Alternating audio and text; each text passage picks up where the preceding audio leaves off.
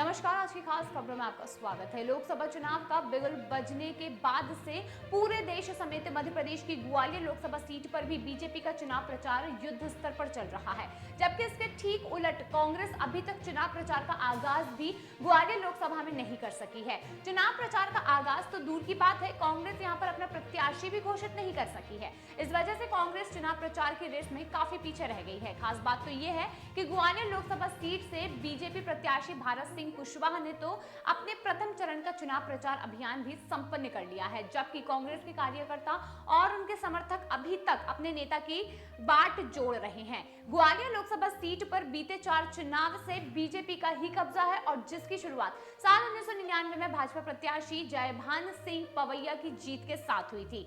लेकिन जब तक सीट पर पहला चुनाव हुआ था, उस वक्त ग्वालियर लोकसभा सीट पर हिंदू महासभा ने अपनी जीत का परचम लहराया था। साल 1952 में हिंदू महासभा के प्रत्याशी बीजी देशपांडे ने यहां जीत दर्ज कराई थी और इसके बाद हिंदू महासभा के ही प्रत्याशी नारायण भास्कर खरे ने हिंदू महासभा की लोकसभा सीट को बरकरार रखा। लेकिन साल 1957 के लोकसभा चुनाव में कांग्रेस के सूरज प्रसाद ने यह सीट हिंदू महासभा से छीन ली और साल 1962 के चुनाव में राजमाता विजया राजे सिंधिया कांग्रेस के टिकट पर ग्वालियर लोकसभा सीट से चुनाव लड़ी और अपनी जीत भी दर्ज कराई। वहीं साल 1967 में भारतीय जनसंघ के राम अवतार शर्मा ने इस सीट को कांग्रेस से छीन लिया था। भारतीय जनसंघ के ही टिकट पर चुनाव लड़े अटल बिहारी वाजपेयी ने 1971 में हुए चुनाव में एक बार फिर से ग्वालियर लोकसभा सीट पर जीत हासिल कर ली थी, जबकि साल 1977 में जनता पार्टी ने नारायण शेजवलकर ने जीत हासिल करते हुए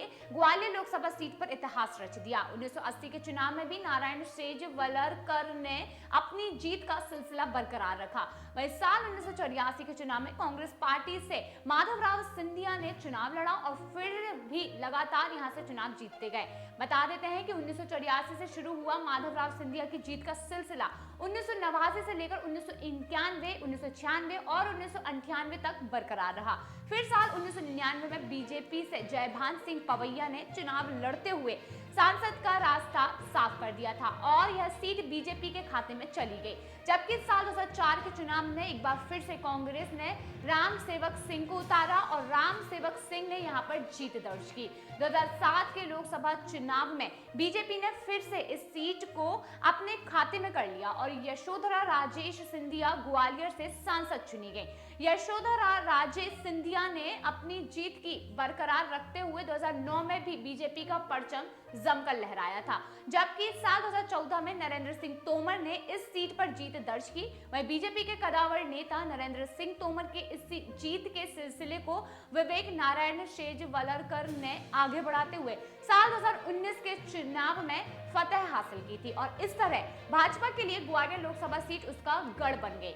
इस बार के चुनाव में भी बीजेपी ने भारत सिंह कुशवाहा को अपना प्रत्याशी घोषित किया है। भारत सिंह कुशवाहा शिवराज सरकार में उद्यानिकी मंत्री रह चुके हैं और लेकिन साल 2023 में विधानसभा चुनाव में ग्वालियर ग्रामीण विधानसभा से उन्हें करारी हार का सामना करना पड़ चुका है।